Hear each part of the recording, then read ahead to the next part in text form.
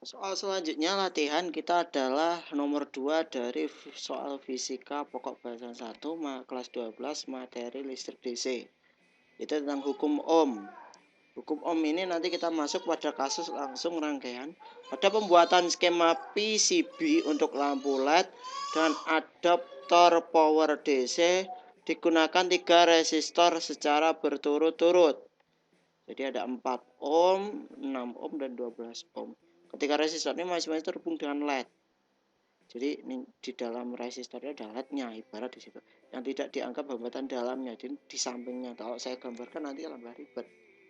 Nah, jika adaptor DC memberikan tegangan 12 volt, jadi tegangan totalnya di sini 12 volt dan hambatan dalam. Jadi di dalam adaptor itu tahu ya, kayak charger itu di dalamnya ada hambatannya, komponennya 2 ohm.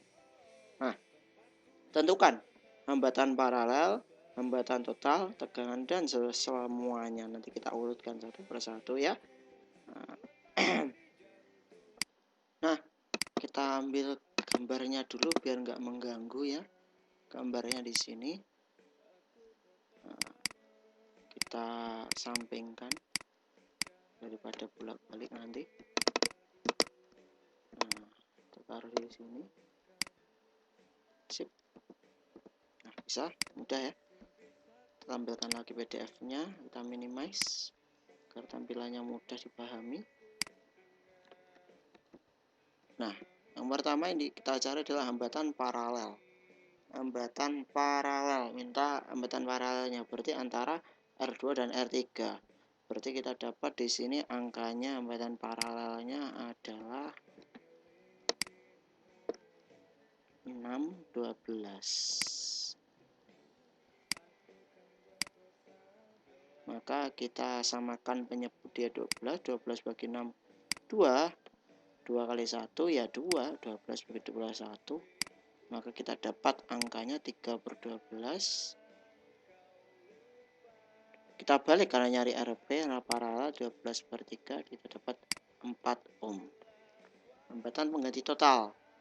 Nah, kalau ditanya total berarti ya semuanya. Berarti ini rangkaiannya kan paralel dalam seri. Setelah hitung paralel ya kita serikan. Berarti R1-nya adalah 4 ditambah 4, kita akan dapat R totalnya atau penggantinya adalah 8. Kemudian GGL rangkaian atau tegangan totalnya dalam rangkaian ini adalah 12 volt. Arus listrik total. Nah, karena di sini punya hambatan dalam, kita pakai rumus ini. Nah, GGL ini tegangan asli dari listrik, simbolnya seperti ini dibaca epsilon. Ya. Baca epsilon. Nah, epsilon atau GGL, tegangan asli. Artinya tegangan ada 3, tegangan asli, tegangan semu, sama tegangan hilang. Nah, ini asli di dalam baterai itu sendiri dan karena hambatan baterai itu sendiri. Nah, epsilon adalah I total, R kecilnya di dalam baterai atau dalam adaptor kita 2, R totalnya sendiri adalah 8. Maka kita dapat di sini adalah 10.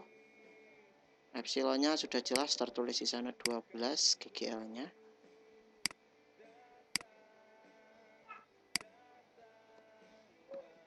Maka kita dapat 12/10.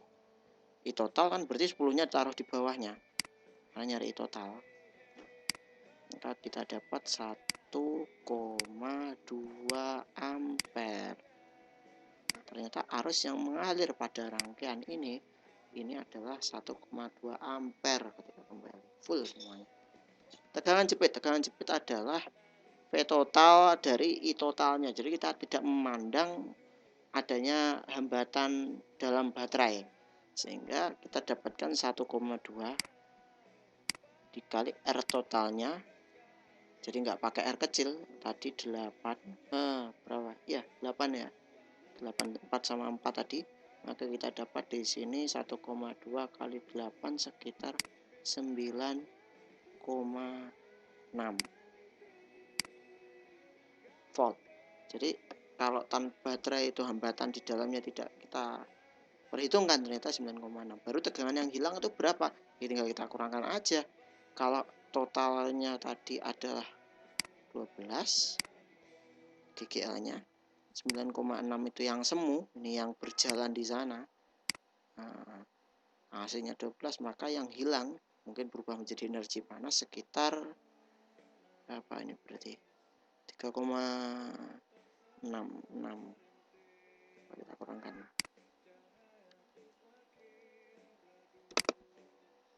12 dikurangi 2,4 yang hilang jadi efek panas. Kadang dalam kondisi tertentu kalau bikin pemanas, yang hilang ini yang dimanfaatkan berubah jadi panas, karena mau bikin pemanas kan berubah listrik jadi panas. Nah, VA tegangan listrik pada 4 ohm. 4 ohm yang mana? Oh ya, ini R1. Jadi kita nyari tegangan di sini. Yang paling mudah daripada ngitung sesungguhnya adalah pakai alat ukur. Langsung kita dapat voltnya berapa.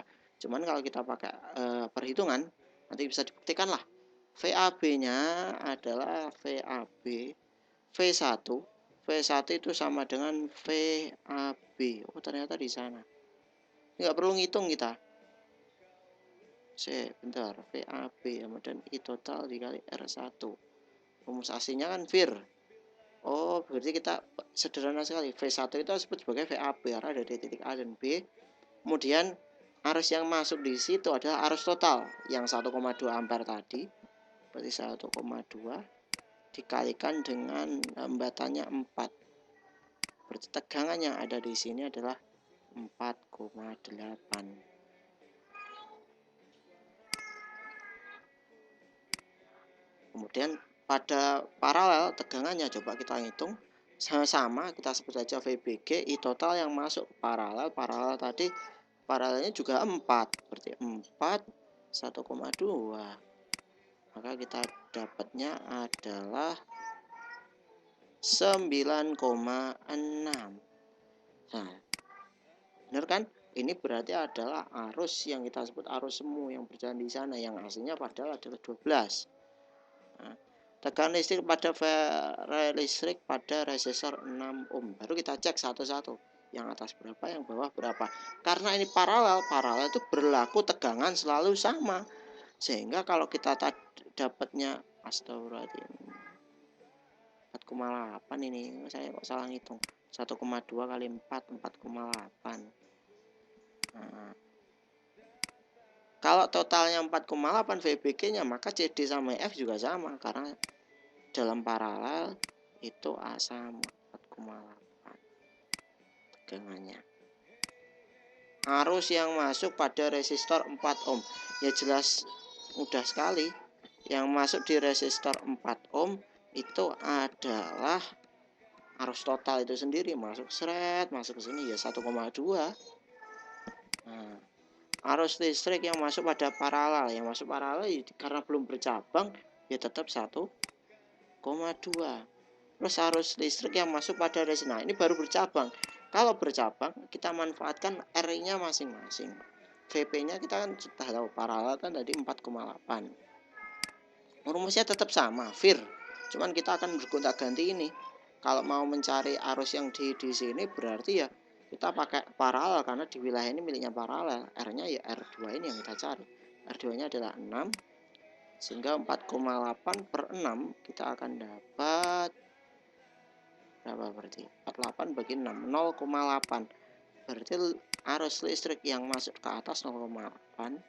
Sementara arus listrik yang 12 tinggal kurangkan aja, sederhana sebenarnya. Maka kita dapat VP-nya tadi 4,8. Nah, R3-nya adalah 12. Sehingga 4,8 dibagi 12 kita dapatnya adalah 0,4. Besar mana kira-kira arus yang mengalir? Ternyata arus yang mengalir besar yang I2, yang hambatannya kecil. Jadi speaker misal ini salon ya lebih besar yang ini dari. Dah, itu saja terkait dengan resistor. Semoga bermanfaat. Terima kasih.